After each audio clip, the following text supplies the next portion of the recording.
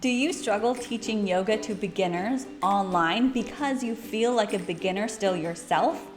In this video, I'm going to share with you 3 tips to help you get started to teaching beginners yoga practices online. For more tips and advice on how to become a confident yoga teacher, both online and offline, make sure that you do hit the subscribe button and the little bell thingamajig to be notified when I post new videos so you won't miss a thing. It would also be great if you give this video a thumbs up so that more yoga teachers can get this content and it can be seen more frequently so we can spread the message of yoga throughout the world. My name is Ashley, and I've been teaching yoga both online and offline for quite a while, and so I know a thing or two. When I was a first brand new baby newbie yoga teacher, I remember struggling with teaching beginners. So I actually attended a lot of beginner workshops and classes after getting my yoga teacher training certificate, and I learned a lot about what worked and what didn't work.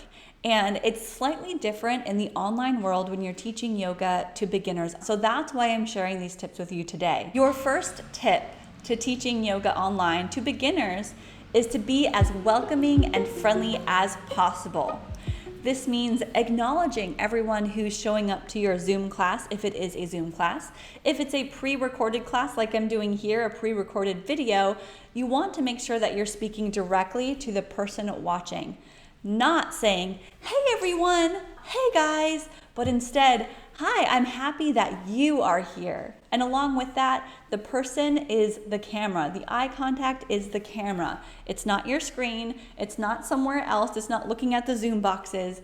It is the person. So initially, in the first few minutes, you'll want to look at the camera and acknowledge each individual person that's showing up for your practice. Along with that personal acknowledgement, because it can make your new students feel very special and welcome, you'll also want to remember to introduce yourself. It's so easy to walk into a class that everyone knows your name, whether it's online or offline, and you just walk in and say, all right, everybody, let's start in child's pose. But for those who are brand new, are going to need a little bit more. What am I going to expect in this class? What am I going to feel when I get done? This is a little scary. Can you give me more introduction of what to expect? So say your name again, what kind of props you need, explain the style of yoga.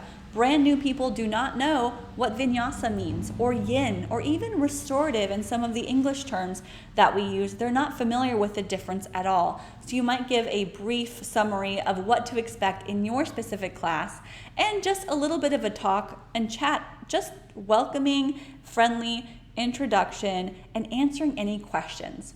For online, you will have to walk people through the elements of Zoom if you're using Zoom, or like muting the button, what's the chat window, what do I do if I have questions, can I interrupt you? So go through all of that right away. This segment might take a few minutes, so you're not going to get started super fast, but that's okay. If you're teaching beginners, you need sort of that build up. It can't just be, okay, everybody get started. That's not what it's about.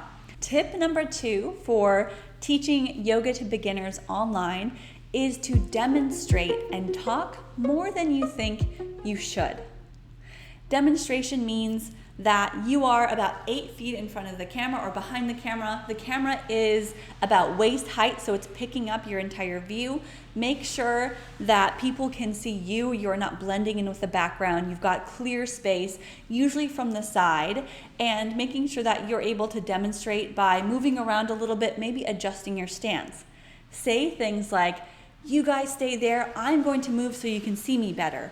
Or stay in this pose, I'm gonna get up and look at everyone's form on the Zoom window.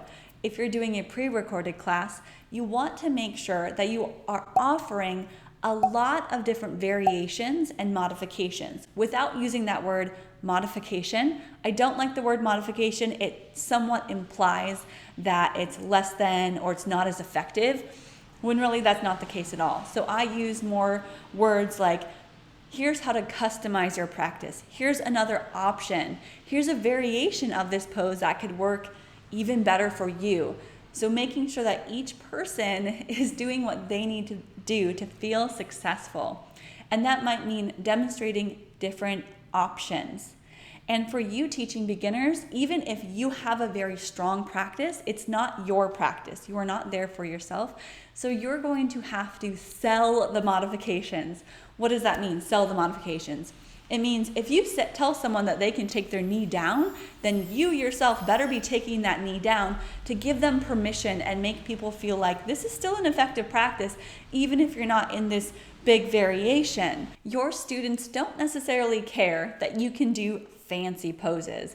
In fact, it's sometimes inspirational to show them something, but I also want you to teach them through that. So show them the variation, but you're not there for you. You are not showing up to show off what you can do, especially not to beginners. That can be very off-putting. What they want to know is that you can show up for them and teach them how to do specific poses. And usually it's the basics. How do you get into a proper lunge? How do you do a warrior pose? What is this pose supposed to make you feel like? So rather than showing off what you can do, which doesn't matter so much in a yoga class that you're teaching, teach your students at their ability, so meet them where they are. If you're doing a pre-recorded class or you are teaching and not able to see your students very well, and even if you're teaching a live class, I really like this specific phrase. There's a tendency to insert the tendency. So today, let's try, insert what you're trying. Here's an example. In Warrior 2, there's a tendency to collapse the knee inward. So today, let's press through the pinky toe to align the knee over the ankle. Or there's a tendency to hike the shoulders up. So today, let's draw them back and get a little softer. And also just that simple phrase of, today, let's try this. That way it's not an all overarching, this is right, this is wrong. It's more of a, let's try this today and just see how it feels. Along with offering demonstration and talking more than you think you should about the poses and offering a lot of variations, you'll also want to just give permission to your students to be off camera. Not everybody likes to be seen, and that's okay. So if you have a full Zoom class and everybody's cameras are turned off, allow that to be as it is, and just know you will have to talk a little bit more to those tendencies, contraindications, variations, and modifications because you can't see them. It shouldn't be a prerequisite that you have to be viewing them or watching them the whole time. It's great if they do want to be on camera, but not everyone does, and that's okay. So allow for that as an online variation if you're teaching on Zoom or that sort of Skype one-on-one conference call. Before I get to tip number 3, I would love to hear from you by leaving a comment down below. What do you struggle most with teaching online yoga?